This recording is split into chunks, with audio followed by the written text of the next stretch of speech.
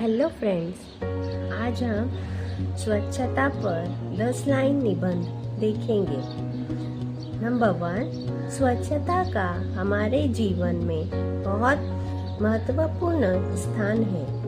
Number 2, स्वच्छता से न केवल हमारा शरीर स्वस्थ रहता है बल्कि मन भी प्रसन्न रहता है।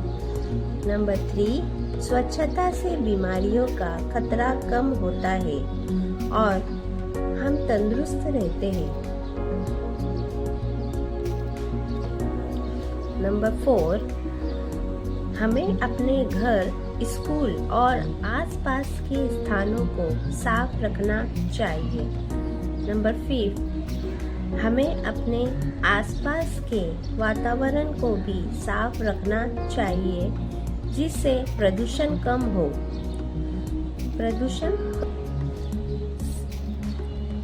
नंबर 6, स्वच्छता का पालन करने से हमारा समाज भी विकसित होता है।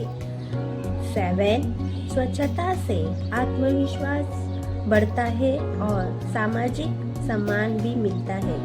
नंबर 8, स्वच्छ भारत, स्वस्थ भारत का सपना तभी पूरा हो सकता है जब हम सभी स्वच्छता को अपने जीवन का हिस्सा बनाएं।